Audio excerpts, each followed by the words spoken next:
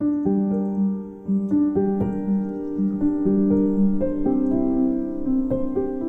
Wald, Quelle des Lebens für uns Menschen und Lebensraum für Tiere und Pflanzen. Der Wald kann so vieles. Er regelt die Temperatur wie eine Klimaanlage, er hält mit seinen Wurzeln den Boden fest, reinigt und speichert Wasser. Wie ein Kraftwerk produziert er jeden Tag frischen Sauerstoff und bindet den Klimakiller Kohlendioxid. Das alles zum Nulltarif und für uns selbstverständlich. Private Waldbesitzer pflegen und kümmern sich um den Wald. In Sachsen sind es etwa 85.000, in Thüringen rund 190.000. Sie alle schlagen Alarm, denn der Wald steht vor dem Kollaps. Hans Motrak, Waldbesitzer aus Bad Lausick in Sachsen, hat auf seiner 17 Hektar großen Waldfläche vor allem mit dem Borkenkäfer zu kämpfen. Er ist mit seinen Nerven am Ende. Die Situation ist so, dass wir es gar nicht mehr im Griff bekommen. Der Käfer frisst und frisst. Wir sind hier im Bereich schon 5-mal gewesen, haben immer wieder gerolzt und die kranken Bäume rausgenommen, um die anderen nicht anzustecken. Und die Gefahr läuft immer weiter und weiter und wir kriegen keine Bremse mehr rein. Wenn das so weitergeht, werden wir so gut wie kaum noch Wald haben. Es ist eine wahnsinnige Katastrophe, die sich abspielt. Es fehlt so viel Wasser, es sind 400 Liter auf den Quadratmeter. Dürre und Borkenkäfer setzen den Wald unter Druck, genauso wie Stürme und Schneebruch. Diese haben in den letzten Jahren stark zugenommen und sorgen für jede Menge Schadholz. Wir sind am Ende. Wir sind jetzt 1,5 Jahre mit der Familie am Arbeiten. Und ich habe anfangs 8 Wochen hintereinander Samstag, Sonntag gearbeitet. Irgendwann ist man am Ende. Wie soll man es schaffen? Ja. Ortswechsel. Wir gehen nach Ostthüringen zu Dirk Maisgeier. Er ist Waldbesitzer im Schleizer Oberland. In dieser Region sind über 90% Privatwald. Auch hier hat der Borkenkäfer in den Fichten durch die Trockenheit immense Schäden angerichtet. Seit Jahren geht das so. Dieses Waldsterben, wenn wir in dieser Form so in den nächsten Jahren zu erdulden haben wir in erster Linie sich veränderte Landschaftsbilder zu erwarten. Also das grüne Herz Deutschlands, das wir in Thüringen immer für uns in Anspruch nehmen, wird dann kein grünes Herz mehr sein. Es wird eine Landschaft werden, die sich vor allem aus abgestorbenen, aus in der Regel roten Kulissen darstellt. Es ist ein Wettlauf gegen die Zeit, denn die Waldflächen müssen schnellstmöglich von Schadholz beräumt werden, damit sich die Käferplage nicht weiter ausbreitet. Die große Frage ist, wie geht es weiter mit unserem Wald?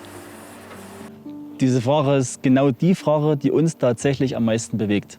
Auf der einen Seite haben wir jetzt diesen Schaden, den wir bewältigen müssen, den wir aufräumen müssen. Da sind wir ganz oft mittlerweile an dem Punkt, dass wir sagen müssen, das schaffen wir nicht mehr, das ist zu teuer.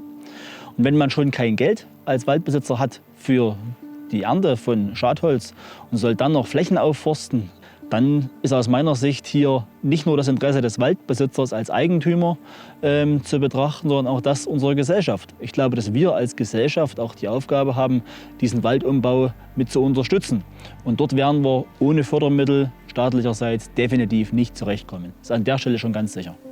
Ja, es ist ein Teufelskreis, in dem sich die Waldbesitzer befinden. Es herrscht ein Überangebot an Holz. Deshalb sind die Preise im Keller. So fehlt die entscheidende Einnahmequelle, um den Wald für die Zukunft zu erhalten. Das ist aber das große Ziel der Waldbesitzer. Nicht nur in den Fichtenbeständen gibt es Probleme, sondern auch bei der Buche, wie zum Beispiel hier in Nordthüringen im Hainich. Das Waldgebiet ist das größte zusammenhängende Buchenwaldgebiet in Deutschland. Die als klimaresistent gepriesene Buche leidet unter der Trockenheit. Das bereitet Uwe Fritzler Kopfzerbrechen, wenn er durch sein Waldstück geht. Ja, wenn ich mit Sehen jeden Tag zusehe, wie der Wald zunehmend schlechter wird, die Waldbilder schlechter werden und das, was Generationen geschaffen haben in den letzten 300 Jahren, das innerhalb von kürzester Zeit kaputt geht, kann man sagen, da stehen einem schon die Tränen in den Augen. Die Buche ist mittlerweile Opfer des Klimawandels geworden. Blätter verdorren, Äste brechen ab und stürzen herab. Ein erstes Anzeichen, dass der Baum stirbt. Doch die meisten Waldbesitzer denken nicht ans Aufgeben. Sie wollen weiter kämpfen für den Wald, für unseren Wald. Hans Motrak bringt es auf den Punkt, was der Wald für viele bedeutet. Tja, es ist die Lunge und das Herz. Für mich ist auf jeden Fall der Wald mein Herz. Ja, ich bin ein Teil vom Wald. Ja. Also, das Ziel ist klar. Wir müssen heute damit beginnen, den Wald von morgen zu schaffen, für kommende Generationen. Wir werden es schaffen, wenn wir alle zusammenstehen und in eine Stoßrichtung gehen und nicht uns zerfleddern in Einzelheiten. Wir brauchen mehr Wald und nicht nur in Deutschland und nicht nur in Europa, sondern weltweit. Und dafür brauchen die Waldbesitzer Unterstützung auf breiter Ebene. Dann kann es wirklich gelingen, den Wald zu retten.